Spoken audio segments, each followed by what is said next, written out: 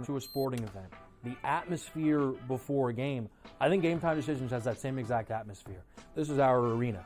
This is what we do. There is going to be an energy to Game Time Decisions that you will feel night in and night out. The excitement you get when you lock your bets in, when you're figuring out what you want to do, we can zone in on the biggest games each night. I want this to be the place that people come to before the games start so they feel as ready as possible to lock in their cards. We are going to hit every single one of those markets that you need to know about. We're going to go through every single thing, and I've got a great team behind me that's going to help me get the job done. There is not going to be a better place, I promise you, than Game Time Decisions to get that new information, react to it, and be able to then bet accordingly. We will have everything at our disposal, and we will use that to our advantage.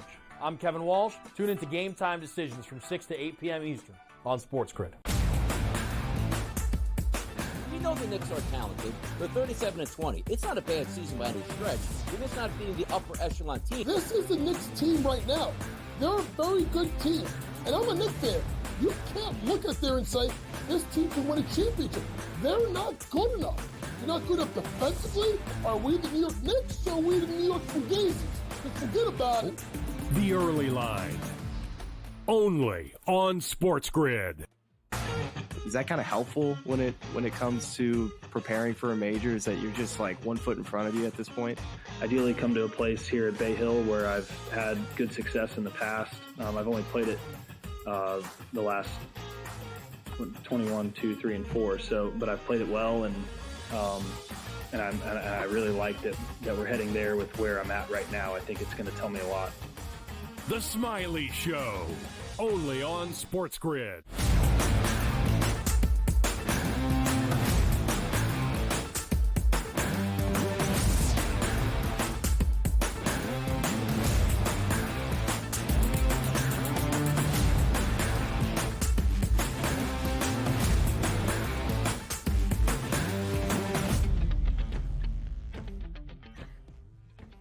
Welcome to hour number 3, our third and final on the first day of this new week. It is a Monday, live right here on the Early Line. He is Donnie Rightside. I am Ben Stevens. One more hour to go and plenty of hardwood handicaps coming your way. We will go around the NBA on this Monday night, the final week of the regular season at the high major level of men's college hoops in college basketball, and some conference tournament action continues into the quarterfinal round of the ASUN tourney on this Monday night as well. Handicaps, plenty of them. College basketball and NBA breakdowns, aplenty in this third and final hour.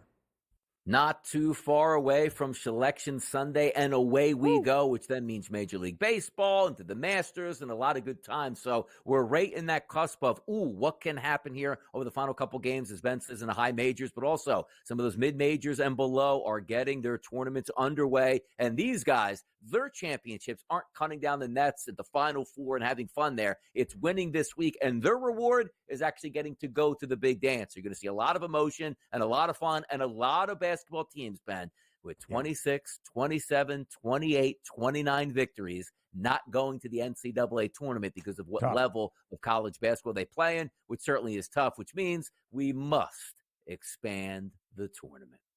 No, we certainly must not expand the tournament because it would never benefit the mid-major, as you understand, Commissioner Rightside. It would only allow terrible teams like Wake Forest without any quad one victories to get into the tournament and not actually benefit the mid-majors who have proven time and again they can compete at the highest level. Beware of the bid stealers during conference tournament week. If you get some upsets at the mid-major level, that's how teams that might be deserving of some mid-major conversation for an at-large berth get left out of the big dance. All of that will be a part of the conversation here in this third and final hour. But DRS, of course, it was Combine weekend in Indianapolis. And really, there wasn't a ton of big news for prospects that had great weekends and really moved things up the draft board. Nothing that really was all that impactful. Some guys performing well athletically to probably see their draft stock on the rise. Armand Membu, the big offensive lineman out of Missouri, man, he looked athletically gifted over the weekend. But outside of that, DRS, not much. Really, the conversation from this week in Indy was all the NFL teams being in one spot, and the conversations early in the offseason starting to flow, like the New York Giants. And what is their plan at quarterback this offseason? And who might it feature? Aaron Rodgers? Does that make sense to the people? We find out right now and Fade the Public.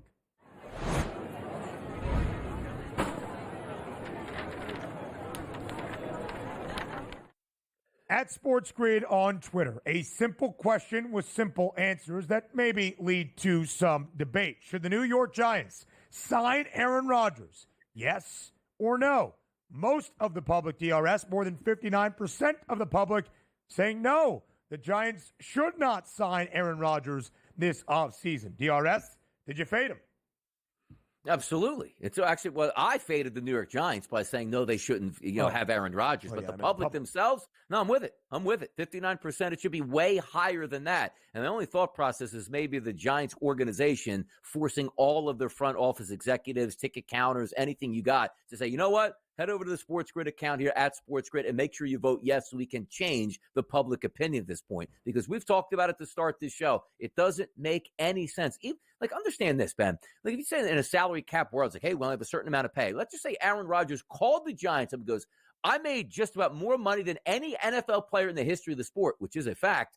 I'm willing to play for you for $1 million. Can you please sign me? I say, you know what? Can't do it. Say, well, wait, you can sign a quarterback for $1 million and pay all these guys. The Giants aren't in that position here. The Giants aren't in a position to win football games, ruining their draft stock and capital over the next 2 to 3 years at this point. So for me, I'm not doing it. You can't do it. You can't sign Aaron Rodgers.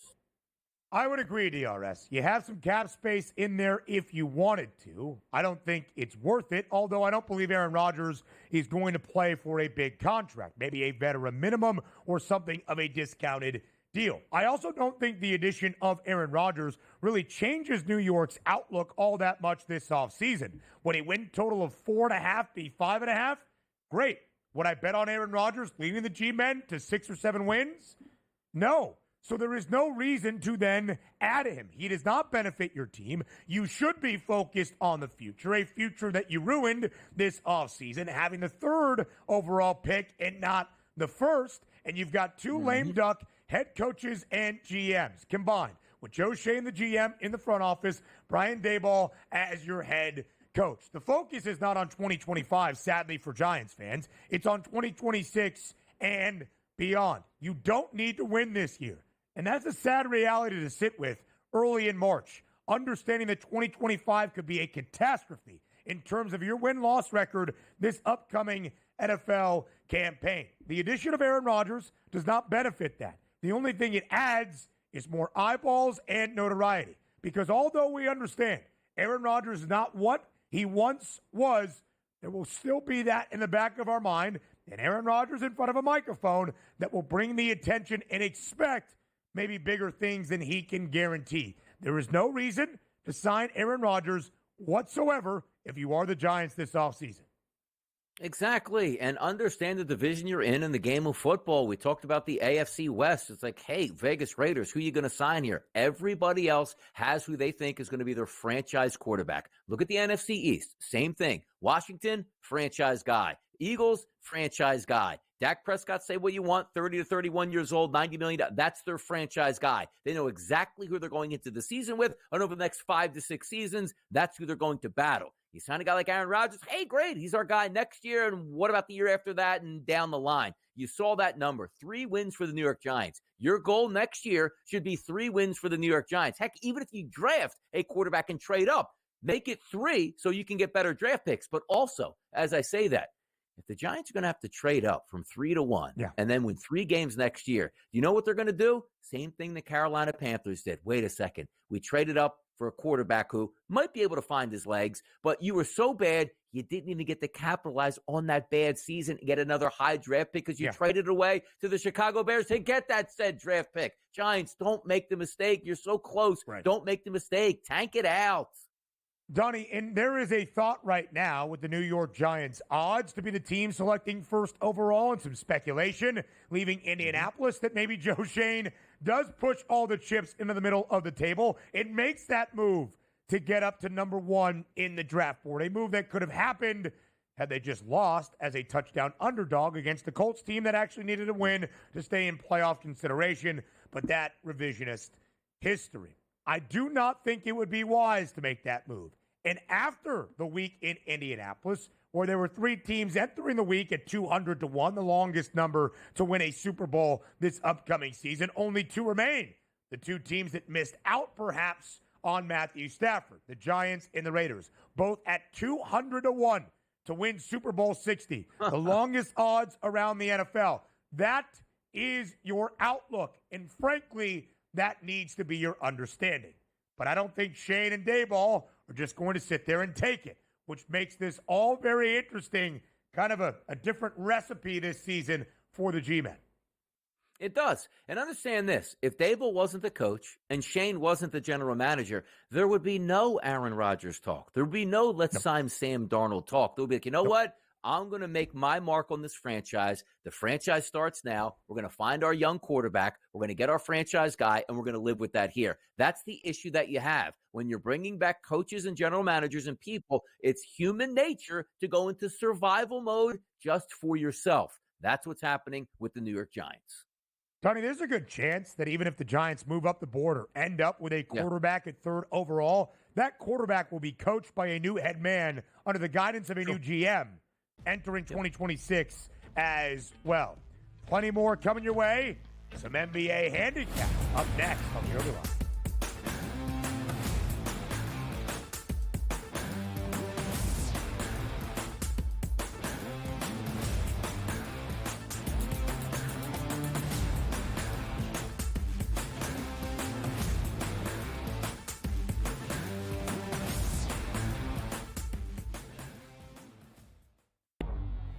Two guys that can do it all. Too much electricity this morning. This is a good time. We're having a lot of fun. I had to do a triple take. Ka-ching!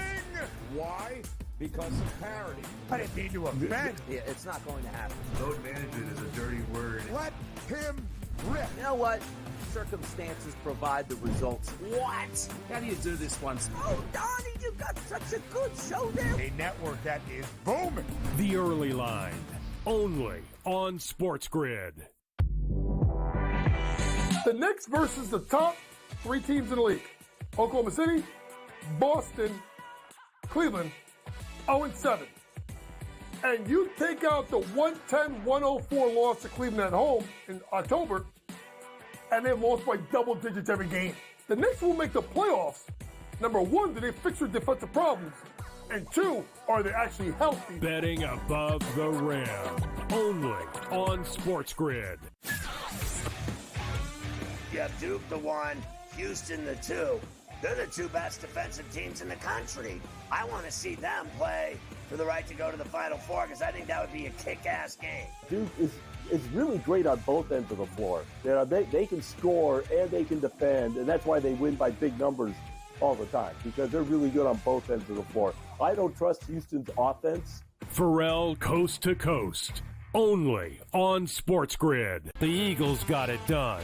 If you back them, you're celebrating. Football season may be over, but the action never stops.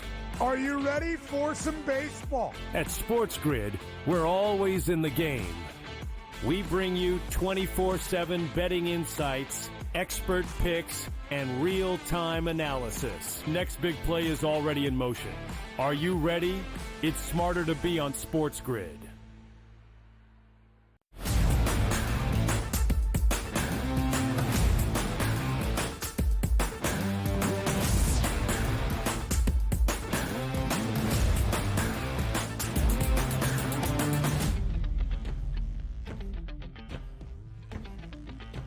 Seven games slate around the association on this Monday night. We will preview a ton of them here on the early line. You want picks? You want previews? You want breakdowns? You've come to the right place. The 2 premier NBA handicappers on this here SportsGrid network, live right on a Monday morning on the early line on SportsGrid. DRS, our first game to break down, potentially a playoff preview around the Western Conference. The Oklahoma City Thunder, unless something disastrous happens to their play down the home stretch of this season, will be the 1 seed in the Western Conference. The Rockets trying to battle for that playoff positioning.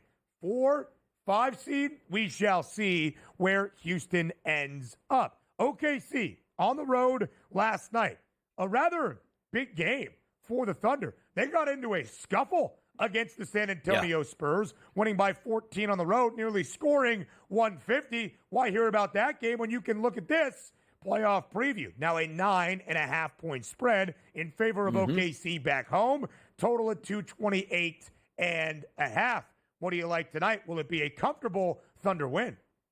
I think the Thunder do win, but I'm agreeing here with this line movement here. By the way, FanDuel in New Jersey yesterday opened this line at -12. It's down to 9.5 here. Most of the outlets across the board also at 9.5. But take a look at the total. 222.5, the opening number. It juiced up a touchdown up to 228.5. So I do think we get points in scoring, but it is one of those things, again, really good basketball team at OKC. You think they can win. Doesn't mean they have to be by double digits. I would have liked to have that line over double digits where it doesn't sit right now. But I got to tell you, if you played yesterday and you had a tough game, you're still playing on a back-to-back. Yes, I understand it's at home. Give me the Houston Rockets to stay within double digits in this basketball game. I'll buy that line movement.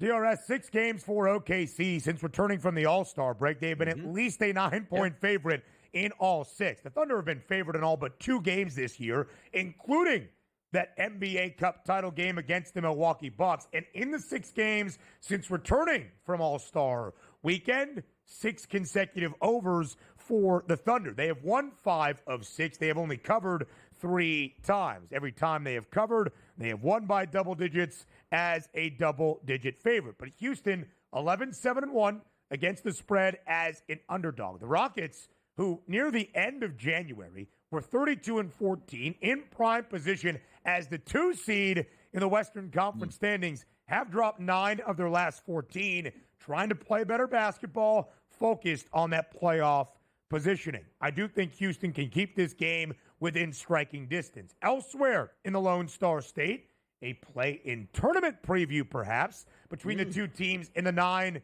and 10 spots in the Western Conference standings. Sacramento, 31-28, 9 seed. Dallas, 32-29, 10 seed at this moment in the Western Conference standings. And Dallas, a slight home underdog, getting 2 points from Sacramento, total of 231.5. What's the play tonight in Big D? Yeah, see that graphic, -1.5 for the Dallas Mavericks. That was the opening number here of the FanDuel in New Jersey. Now we're back over to a 2-point favorite, but not for the Mavericks. It's actually for the Sacramento Kings. 234.5, that opening number, now down to 231.5. Big injury information for the Sacramento Kings. You know me, love myself a good hamstring injury. Domantas Sabonis is not going to be active for this game and not even reevaluated, Ben, for at least 1 week. But having said that, Malik Monk, Zach LaVine, DeMar DeRozan, Keegan Murray, and Jonas Valanciunas, who can be a competent guy to come into the center position. I just think they're better than the Dallas Mavericks. And again, I'm reading into this line, even though it's a heavy public favorite right now in the Kings, I'm going to take the Kings even without Domantas Sabonis. You know, I would look at it as well, DRS. Sacramento, weirdly, has only played 4 games since the All-Star break, but they have won their last 3, including outright in their last one on the road against the Rockets over the weekend on Saturday. They are now getting points here in that, or laying points here, against Dallas. The Mavs, who have often been an underdog since the trade of Luka Doncic, 17-14-1 against the spread as an underdog this season. Dallas trying to hold on to a play-in tournament spot. But with the Suns losing last night, it's a 4-game difference, DRS. It almost seems that in terms of teams on the outside of a postseason format trying to grab a play-in tourney position, that's pretty much done with the Suns being 4 games out. The Spurs without Victor Wembanyama not going to make any noise here down the home stretch of this regular season. It's really a conversation of can teams in the play-in tournament currently maybe get out and into the playoffs right away. Golden State trying to do that in catching the LA Clippers. Speaking of the Dubs, disappointing result on Saturday night in Philadelphia. Without Jimmy Butler in the starting lineup, they lose as a 6.5-point road favorite in Philadelphia. Now they take on one of the worst teams in the NBA tonight on the road in Charlotte. 12.5-point spread in favor of the Warriors against the Hornets, total at 228. That number on the rise early here on a Monday morning as well. Yeah, we'll probably get points. You don't like to have the Warriors, who played yesterday in a horrible Sixers team, and get beat and then go on the road and face a horrible Charlotte team. You know they're going to win, but there's one thing to be said about that. I think the Golden State Warriors have a legitimate chance to win this by 2 touchdowns and cover that spread, because you look at the Hornets, like, they're not even really being competitive even against the dregs of the NBA. And the fact that yesterday, if you would have saw the Warriors go in and handle their business against the Philadelphia 76ers, maybe it's different. I expect a big performance by the Warriors, which means getting back Jimmy Butler in the lineup, who sat out yesterday due to that back-to-back. I think they win by double digits in this game. So I will go with the line movement from 11.5 up to 12.5. I think Golden State wins this one by 2 touchdowns. As they probably should, DRS. Put Jimmy Butler in the lineup because he did not play against the Philadelphia 76ers on Saturday. They have still won 7 of 8. They have been booked as a favorite in all 8 games. They have covered in all 7 wins. Jimmy Butler does have a points prop listed on the FanDuel Sportsbook, 17.5, the number tonight, as Butler and the Dubs head on the road to take on the Hornets. 26.5 is the number for Stephen Curry, who was pretty good on Saturday against the 76ers. Speaking of Philly, DRS, 3-point home favorite for Philadelphia tonight against the Portland Trailblazers. The Trailblazers playing an OT last night against the Cavaliers, but have been a really good team as an underdog. Why are the 76ers laying points to anybody at this juncture? Because you're buying a ticket to the Grimies again tonight. What's it going to follow up with, a 50 spot tonight at this point? But by the way, 2-game win streak for the Sixers is going to break me here. Give me the points. Give me the points. Not even a handicap. Just give me the points, man. Give me them. More around the NBA next.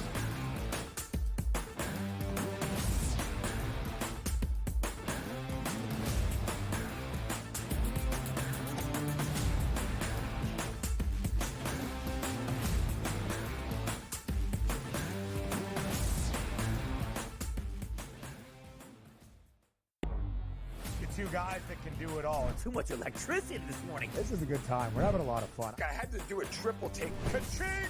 Why? Because of parity. I didn't mean to offend. Yeah, it's not going to happen. Load management is a dirty word. Let him rip. You know what? Circumstances provide the results. What? How do you do this once? Oh, Donnie, you got such a good show there. A network that is booming. The Early Line, only on SportsGrid. The Knicks versus the top 3 teams in the league. Oklahoma City, Boston, Cleveland, 0-7. And you take out the 110-104 loss to Cleveland at home in October, and they've lost by double digits every game. The Knicks will make the playoffs. Number 1, do they fix their defensive problems? And 2, are they actually healthy? Betting above the rim, only on SportsGrid. You have Duke the 1, Houston the 2. They're the 2 best defensive teams in the country. I want to see them play for the right to go to the Final Four, because I think that would be a kick-ass game. Duke is really great on both ends of the floor. You know, they can score and they can defend, and that's why they win by big numbers all the time, because they're really good on both ends of the floor. I don't trust Houston's offense. Pharrell coast to coast, only on SportsGrid. The Eagles got it done. If you back them, you're celebrating. Football season may be over, but the action never stops. Are you ready for some baseball? At SportsGrid, we're always in the game. We bring you 24/7 betting insights, expert picks, and real-time analysis. Next big play is already in motion. Are you ready? It's smarter to be on SportsGrid.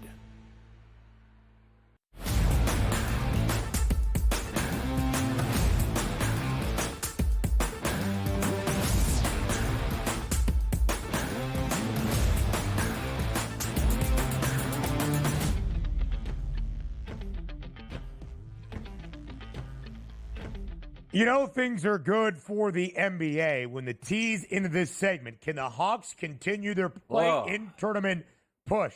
In a 7-game slate tonight, we're going to talk about Atlanta's road trip to Memphis against the Grizzlies. The Grizz actually need to figure some things out. Lost 4 of 6 games since the All-Star break. The Hawks have dropped 4 of 5.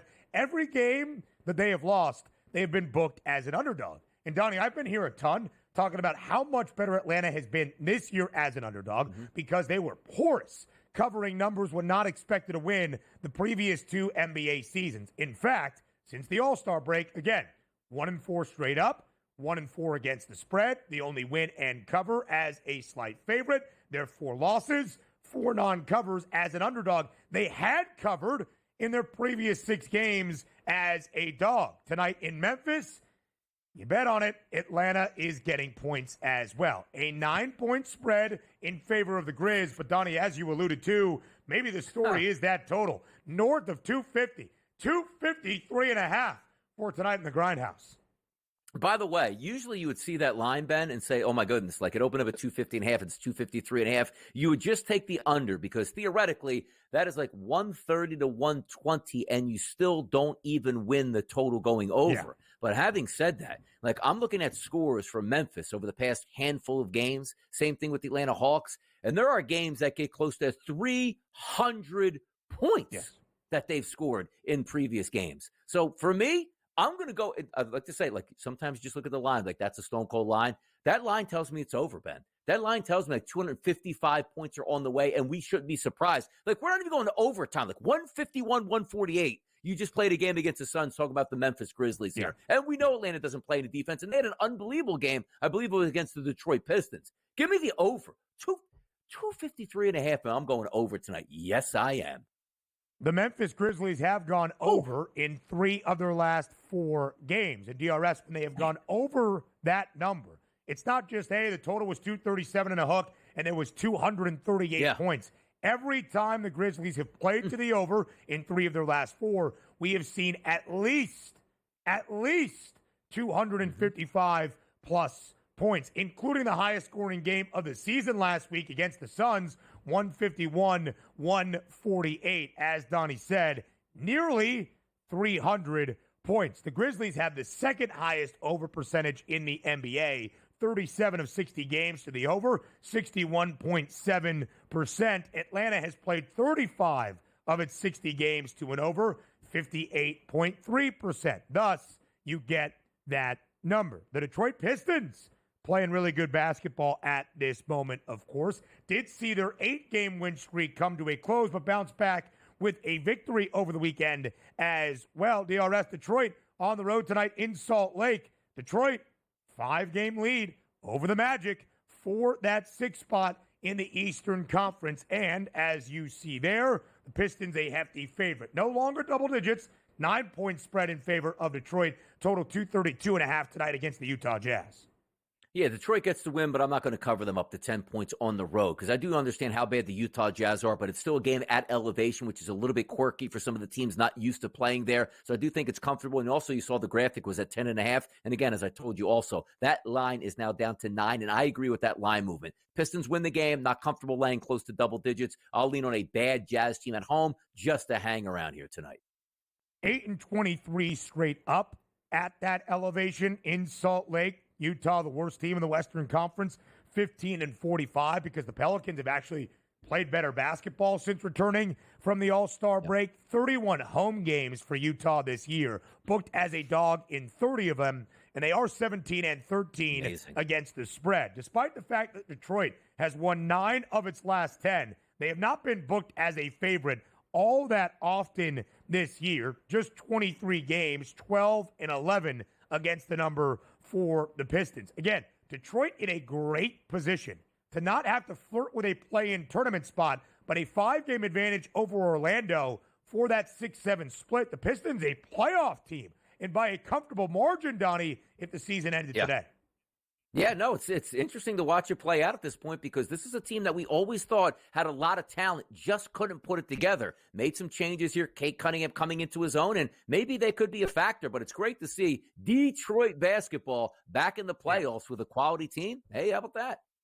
Still 100-1 for the Pistons to win the Eastern Conference crown, despite the fact they would be a playoff team. I said 5 games over Orlando, 5 games in front of Miami, 5.5 in front of the Magic. Orlando on a slide, now in the 8th spot in the Eastern Conference standings. The prop perspective on a Monday. TV Tom next.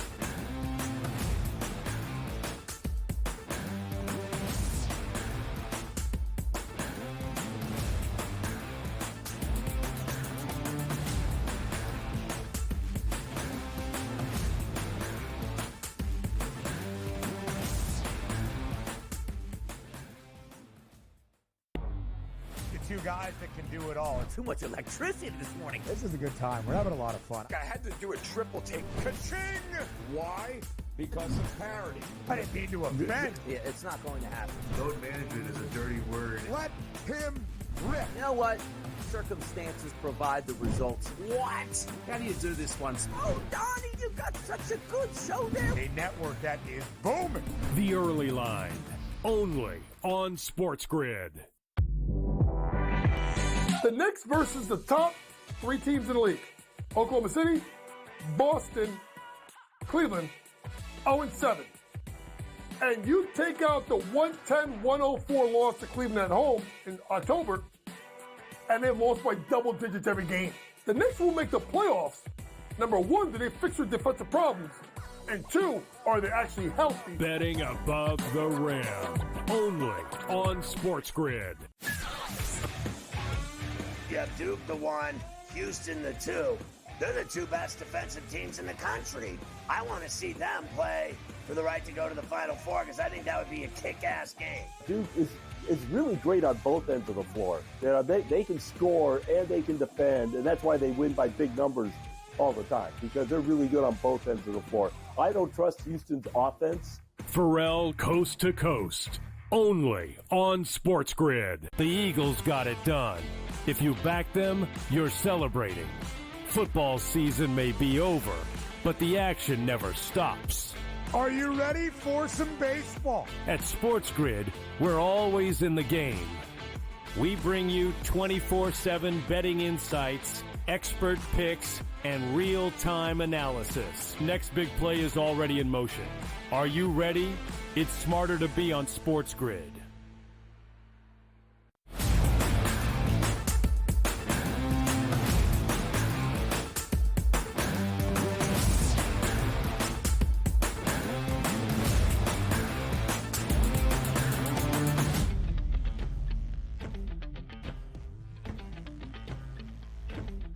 The prompt perspective to set the stage for this new week. Live on a Monday on the Early Line on SportsGrid with TV Tom Vecchio of SportsGrid joining us here on TEL. Tom, as always, hope you had a great weekend. Thanks for being here on the Early Line. Thanks for having me. It is an awesome time to be a sports fan, as I often say. We have the NHL trade deadline this Friday. We are, absolute crunch time for both NBA and NHL. We are approaching conference tournaments. We have spring training going on. We'll dive into some MLB. Let's get to it.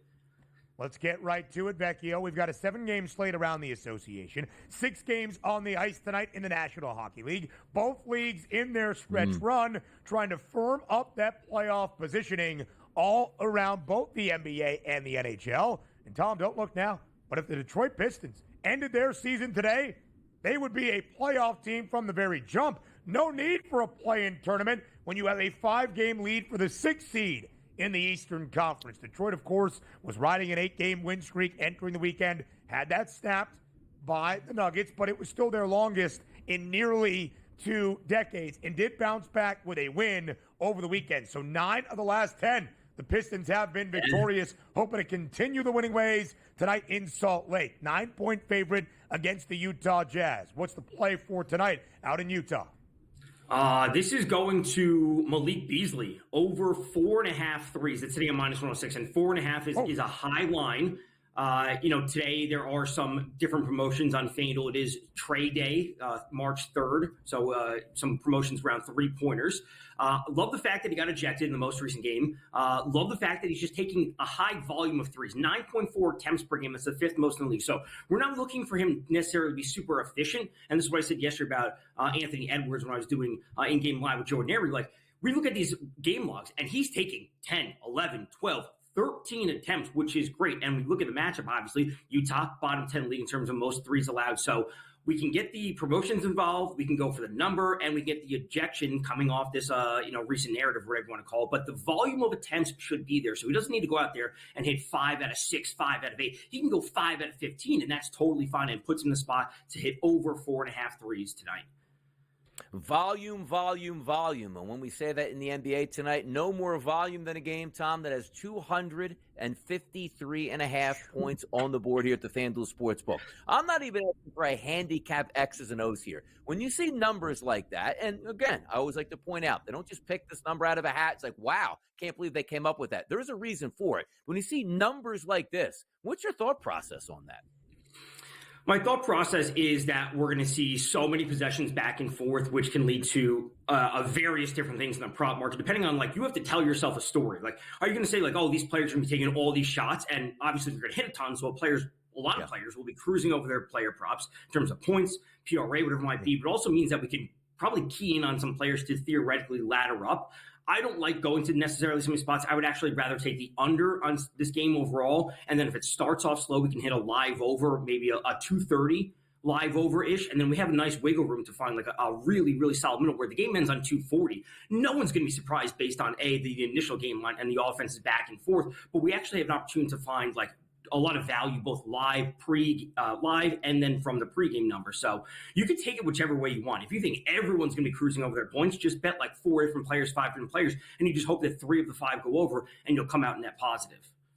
Vecchio, at this stage, if you're involved in the postseason, whether that be just a playoff spot from the very start or battling for play-in tournament positioning, every game is going to have a little bit more significance in terms of your overall record and where you stand in that seed list. 2 spots tonight. The Oklahoma City Thunder, 10.5 game advantage now for the 1 seed out west, but battling a Rockets team that is trying to host the opening round of the playoffs if they can be the 4 seed, currently in that 5 spot in the Western Conference standings. 9.5 point spread in favor of OKC at home. A potential play-in tournament preview from the very start. That 9-10 matchup in Dallas. The Mavericks getting 2.5 points against the Sacramento Kings at home. Of course, Dallas without Luka Doncic and still does not have Anthony Davis out there just yet either. In any of those 2 spots, Vecchio, where do you think you can find that best handicap for a game that should have a lot of implications?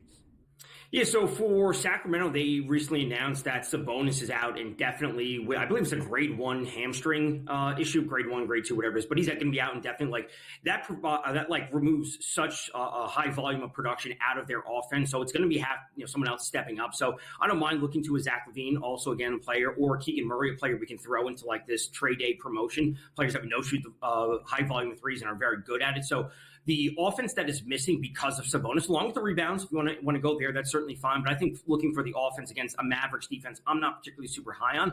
I think you can go there as well. I don't have a specific pick for that game, but of course, if I have something later, I'll of course find it over on Twitter and post that there. I know you got something for this one. Let's go over to the Ice Advice with our guy, TV Tom Vecchio here. The Battle of New York, the Islanders and the Rangers. Sorokin versus Shesterkin. By the way, this line opened up at a -140 price as a favorite towards New York, down to -118 in FanDuel. What are some looks for this game for you? Yeah, so Rangers on the second night of a back-to-back, they have begun to sit some players because those players are likely to be traded. They've also made some trades over the last few days. They now have a bunch of rookies, or at least 2 notable rookies, starting in their lineup.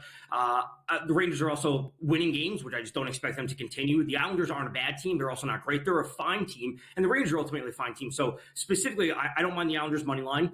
Maybe that's just an emotional hedge. I like the game over 5.5, absolutely. That was sitting at -115. It's up to -130 or so. They've had at least 6 goals in 8 of the last 10 matches between these 2 teams. And then I really like Bo Horvat for over 2.5 shots on goal. It is up at -140. It's a little bit of juice there. He's had at least 2 shots on goal in 8 of his last 9 games. Since the start of February, we look at the Rangers defense. They're allowing 64 total shot attempts per 60 minutes in 5v5 situations. That is the 8th worst in the league. They've begun to trade away some of their key defenders. Adam Fox is on IR. They trade away Ryan Lindgren. They have, again, new players and rookies in their lineup. And over that same time, the Islanders, surprisingly, an offense that isn't very good, they actually have the 8th most shot attempts generated. So I see this as a spot for the Islanders to bounce back after the kind of smoking that the Rangers gave them the past few days ago. So, Vecchio, as we stay on the ice, of course, there is also the hunt for history. Alexander Ovechkin looking for goal number 895 to become the all-time scoring leader, passing the great one in Wayne Gretzky in NHL history. Despite the fact the Caps, who have the best record around the Eastern Conference, have dropped 2 of their last 3, or 3 straight, I should say, Ovechkin has scored in 2 of the last 3, including against the Lightning over the weekend. The Caps in action tonight. Alexander Ovechkin to tickle the twine. What do we like? So I don't mind Ovechkin's goal price. I would actually rather go to his shot attempts. And the connection I'll make is that this really reminds me of when Aaron Judge was chasing the home run record a couple of years ago, where we saw Aaron Judge's home run price at like plus 225, plus 250, which is an absolutely horrible price for a home run. We are seeing Ovechkin's goal price at that same spot. It's like plus 105, plus 110. So, and that's not a good price for a goal prop. It should be at like plus 130, plus 140. That's where I would look to get it, ideally look to get it. So I actually prefer shot attempts because he's going to be looking to take the shots. The goals are going to be variable, but the shot attempts should still be consistent. So don't necessarily buy into what are lines that have moved because the books are moving because they know there's so much volume and so much attention for this. Yeah, how about that? Good stuff all the way around, Tom. But by the way, also, Major League Baseball on the horizon. No better time to get some futures out there for the people. The Guardians of the Galaxy? Where are we going here, Tom? Yeah, let's go to Tanner Bybee, over 162.5 strikeouts for the entire season. He is really set up to be the ace of the team. Last season, he had 173.2 innings pitched with 187 strikeouts. Based on the projections that I do, again, I don't do my own. I aggregate a lot of projections. I have him basically between 171 and 188 if we apply like a 10% variance to his projections. And we have about a 26% strikeout rate. So based on, I'm going to say his consistency, he doesn't walk a lot of people. He has a low barrel rate allowed. He has a good call plus swinging strike rate, his good swinging strike rate, all these things that you want Bybee to have. He is set up to be the ace of the Guardians and push to 180 plus total innings, which should put him in a good spot. Again, there's a little wiggle room between 180 some odd strikeouts and 162, which his prop is at. I think we're in a good spot with Bybee. Love that look for the Guardians, the reigning champs around the American League Central. Tom Vecchio, as always, thank you for the prop perspective. College basketball on a Monday. Up next.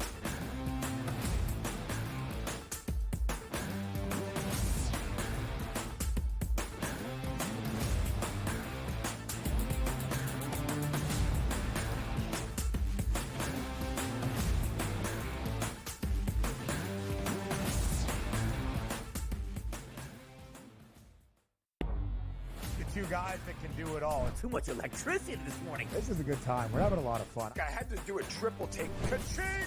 Why? Because of parity. I didn't mean to offend. Yeah, it's not going to happen. Load management is a dirty word. Let him rip. You know what?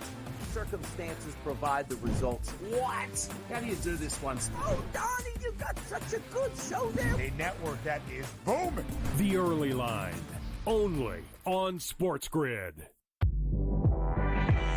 The Knicks versus the top three teams in the league. Oklahoma City, Boston, Cleveland, 0-7. And you take out the 110-104 loss to Cleveland at home in October, and they lost by double digits every game. The Knicks will make the playoffs. Number one, do they fix their defensive problems? And two, are they actually healthy? Betting above the rim, only on SportsGrid. You have Duke the 1, Houston the 2. They're the two best defensive teams in the country. I want to see them play for the right to go to the Final Four because I think that would be a kick-ass game. Duke is really great on both ends of the floor. You know, they can score and they can defend, and that's why they win by big numbers all the time, because they're really good on both ends of the floor. I don't trust Houston's offense. Pharrell coast to coast, only on SportsGrid. The Eagles got it done. If you back them, you're celebrating. Football season may be over, but the action never stops. Are you ready for some baseball? At SportsGrid, we're always in the game. We bring you 24/7 betting insights, expert picks, and real-time analysis. Next big play is already in motion. Are you ready? It's smarter to be on SportsGrid.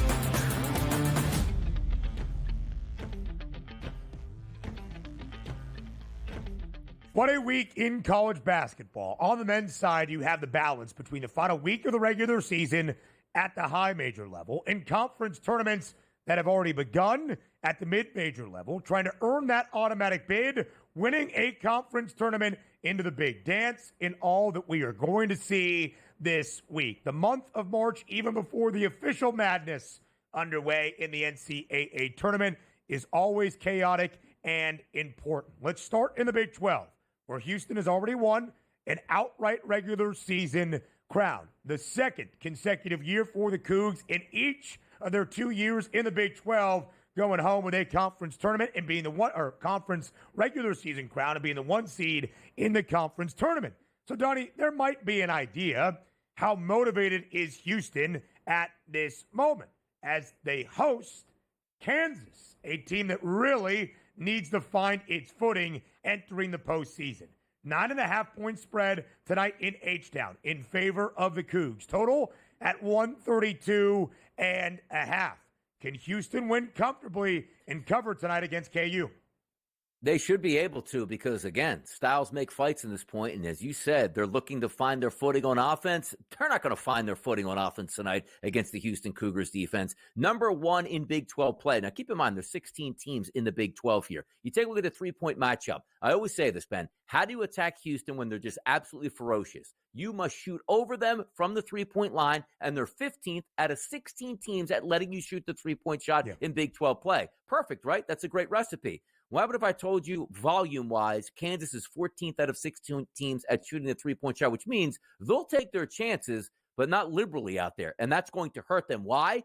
Point distribution in conference play for Kansas. You know they have the big Hunter Dickinson, like to go inside. They're number 1 at 57% of their offense coming from inside the arc. However, who's the nastiest, grimiest defense in the Big 12? It's Houston. How about their point distribution?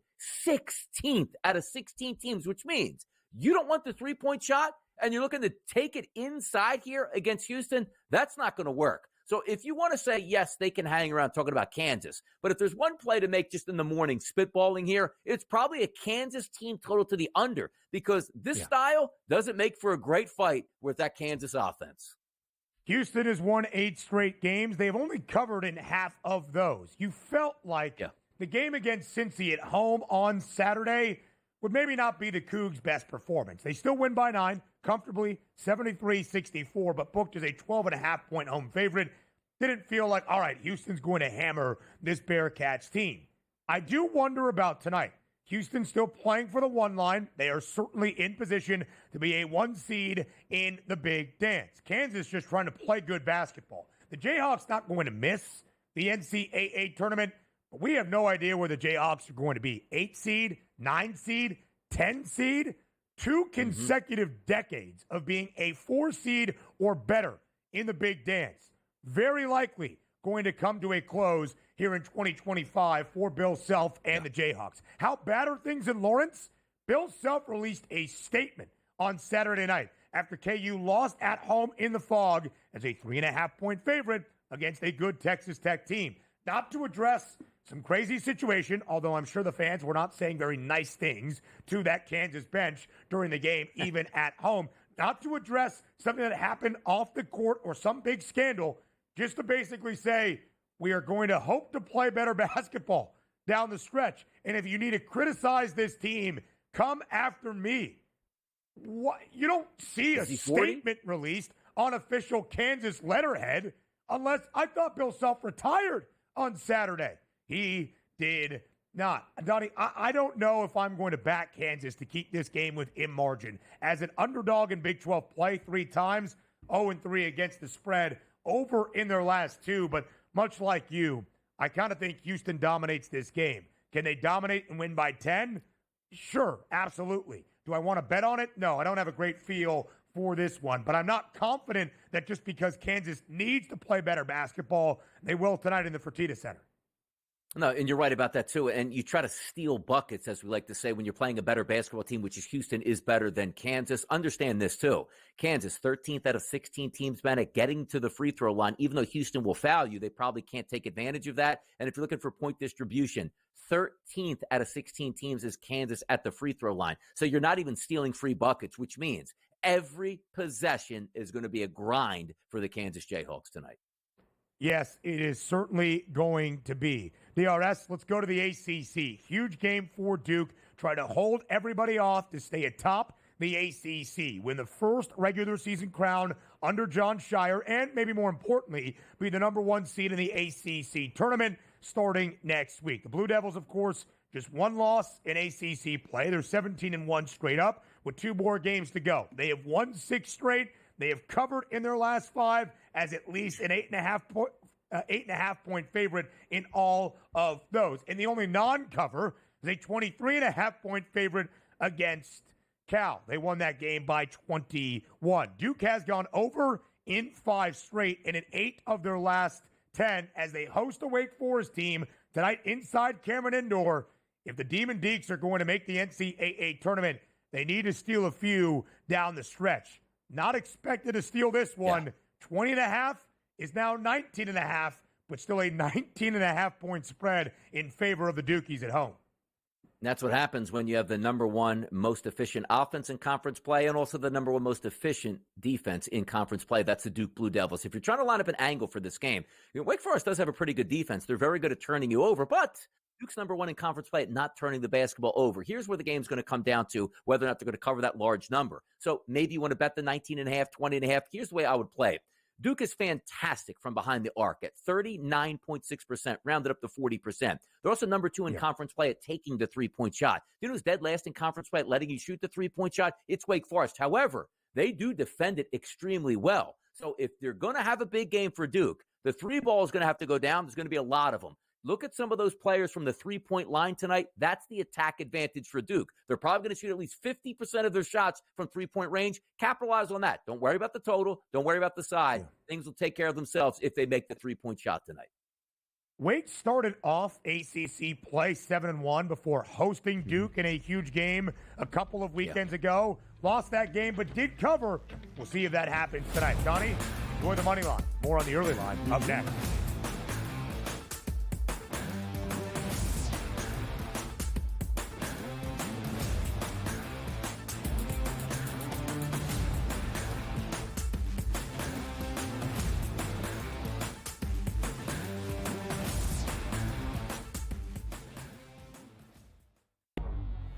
Two guys that can do it all. Too much electricity this morning. This is a good time. We're having a lot of fun. I had to do a triple take. Ka-ching! Why? Because of parity. I didn't mean to offend. Yeah, it's not going to happen. Load management is a dirty word. Let him rip. You know what? Circumstances provide the results. What? How do you do this one? Oh, Donnie, you got such a good show there. A network that is booming. The Early Line, only on SportsGrid. The Knicks versus the top 3 teams in the league. Oklahoma City, Boston, Cleveland, 0-7. And you take out the 110-104 loss to Cleveland at home in October, and they've lost by double digits every game. The Knicks will make the playoffs. Number 1, do they fix their defensive problems? And 2, are they actually healthy? Betting above the rim, only on SportsGrid. You have Duke the 1, Houston the 2. They're the 2 best defensive teams in the country. I want to see them play for the right to go to the Final Four because I think that would be a kick-ass game. Duke is really great on both ends of the floor. They can score and they can defend, and that's why they win by big numbers all the time, because they're really good on both ends of the floor. I don't trust Houston's offense. Pharrell coast to coast, only on SportsGrid. The Eagles got it done. If you back them, you're celebrating. Football season may be over, but the action never stops. Are you ready for some baseball? At SportsGrid, we're always in the game. We bring you 24/7 betting insights, expert picks, and real-time analysis. Next big play is already in motion. Are you ready? It's smarter to be on SportsGrid.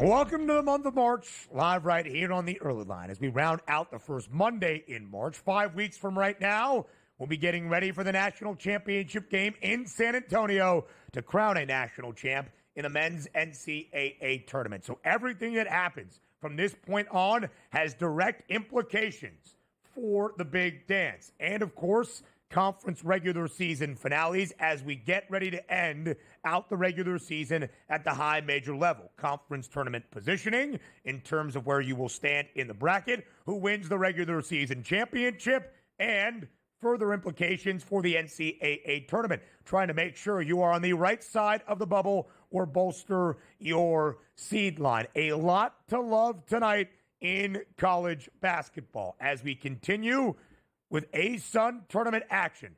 It is quarterfinal Monday in the Atlantic Sun Conference Tournament. We'll talk about those games in just a moment. But starting tomorrow, 3 more mid-major leagues enter the fold. The Horizon League, the Patriot League, and the Sun Belt. You have seen the WCC tournament bracket, I am sure. It looks like a crazy staggered line where those top teams in the bracket pretty much go all the way to the semifinals, and they are trying to position the best teams in the conference to earn that automatic bid when there might only be one bid available for said mid-major league. The A-Sun looks like that, the Sun Belt looks like that gauntlet as well. It starts tomorrow. It should be fun. On Wednesday, Big South, Northeast, Ohio Valley, and the Summit League.